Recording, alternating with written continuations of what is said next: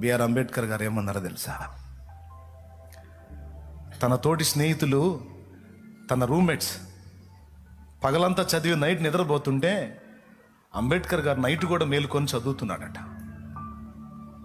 మధ్యరాత్రి చూస్తే చదువుతూ ఉన్నాడు, తెల్లవారుజాము చూసి చదువుతూ ఉన్నాడు.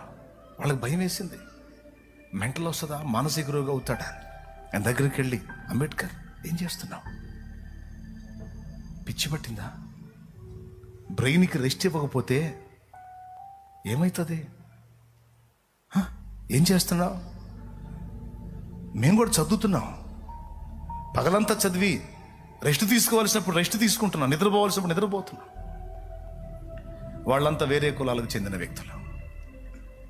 ఈయన అంటరాని కులం అని తృణీకరింపబడిన కులానికి చెందినవాడు. వాళ్ళు ఆయన అలా అంటుంటే, చదివేటప్పుడు చదవాలి, నిద్రపోయేటప్పుడు నిద్రపోవాలి, ఏంటి నువ్వు చేస్తున్న పని అంటే, ఆయన ఏమన్నాడు తెలుసా వారితో? మీ వాళ్ళు ఎప్పుడో మేలుకున్నారు, మీరు నిద్రపోయినా ఇబ్బంది లేదు, కానీ నా వాళ్ళు ఇంకా నిద్రపోతున్నారు, నేనన్నా మేలుకోకపోతే వాళ్ళని కాపాడే దిక్కే లేదు అన్నాడట.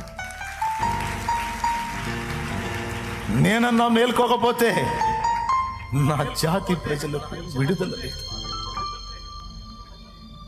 పర్వాలేదు, నేనేమైపోయినా పర్వాలేదు, నేను మేలుకుంటా. ఈ మాట చెప్పేసరి సైలెంట్కి వెళ్ళిపోయారు వాళ్ళు. ఇంకేం మాట్లాడతారు, మేధావి ఆయన. ఒక్కటే ఆన్సర్, మళ్ళీ ఆన్సర్ లేదు, వెళ్ళిపోయారు.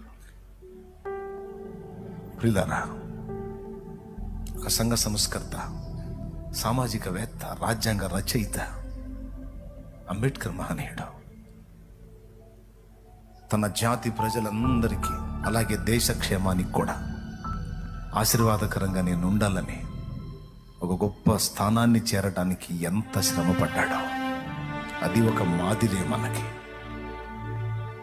అందుకే చెప్తున్నా, ఈరోజు దళితుల్లో నుంచి కొంతమంది ఉన్నత స్థానాలు, కలెక్టర్స్ దగ్గర నుంచి, మంత్రుల దగ్గర నుంచి, గొప్ప గొప్ప ఉద్యోగాలలో ఉన్నత స్థితిలో ఉన్నారు అంటే ఆ మహనీయుని త్యాగం.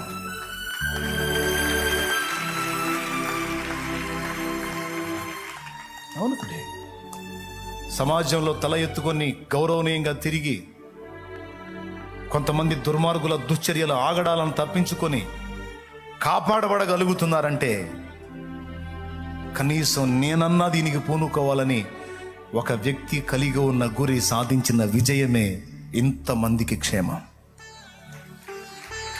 మొన్న